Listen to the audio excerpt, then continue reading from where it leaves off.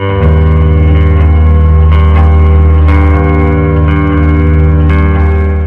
hapon po or magagabi sa inyo lahat, latest weather update tayo ngayon. Pero bago tayo magpatuloy, like and subscribe naman po and pahit ng notification bell para ma-update ko kayo mamaya sa lagay ng ating panahon.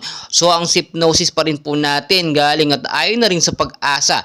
Northeast monsoon po ang siyang nakakaapekto sa ilang bahagi po ng Northern Luzon at naranasan po natin yan ngayong linggong umaga. Maulan sa ilang bahagi dito sa Luzon sa Metro Manila. So tuloy-tuloy po tayo sa area po ng Cagayan at Isabela. Maulap na panahon ng ating mararanasan ngayong hapon at posibleng magkaroon po ng mga heavy rainfall, mga rainfall shower pagdating naman po ng gabi. So pinag-iingat po yung mga lugar dyan na mabababa sa banta po ng pagbabaha at sa mga lugar na matataas sa banta naman po ng landslide in case magkaroon tayo ng malakas na pag-uulan.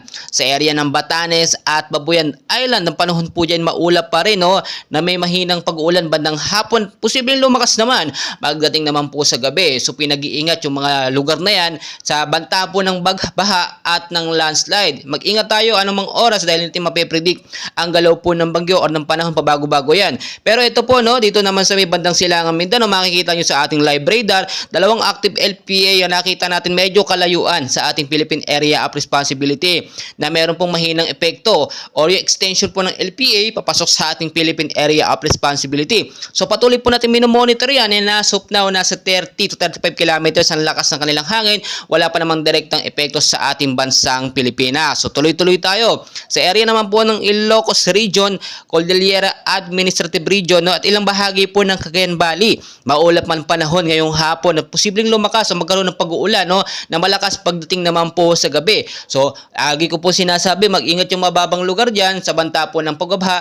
Mag-ingat naman yung mga landslide prone area din sa mga nabanggit nga po na lugar. So sa area naman po ng Metro Manila at ilang bahagi ng ating bansa, maulap pa rin ang panahon ng ating mararanasan ngayong hapon at posibleng mga heavy rainfall o rainfall shower naman ang ating maranasan pagdating sa gabi.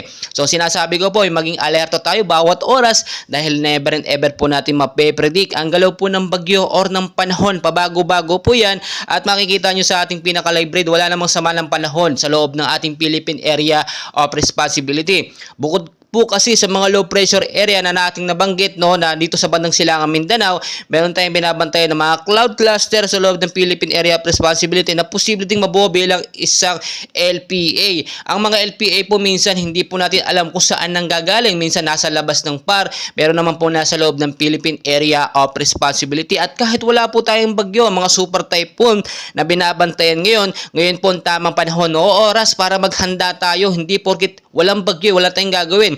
Linisin po yung mga basura na nakabara sa mga isda at mga kanal na siya po nagiging main cause ng pagbabaha dyan sa mababang lugar sa Metro Manila. Tulad ng aking sinasabi, kung kailan may bagyo saka lang kayo naghahanda, pero pag wala tayong ginagawang action. Kaya tayo nagkakaroon ng mga sakuna, disaster, lalo na sa matinding pagbabaha na umaabot minsan na lagpas taong baha. Well guys, napakarami pa nating kaganapan at sinasabi ko po sa inyo mabuti kung may mga lakad po kayo ngayong hapon or sa gabi, ugaling na lamang po magdala ng payong jacket o kaya naman kapote. Panlaban po yan sa malakas na pag-uulan. So know the weather before you go para okay po tayo at maayos ang ating kalagayan. Please, ako ay nakikiusap, huwag niyo pong kalimutan mag-like and subscribe and pahit po ng notification bell para updated kayo sa ating mga daily weather updates. Maraming salamat po.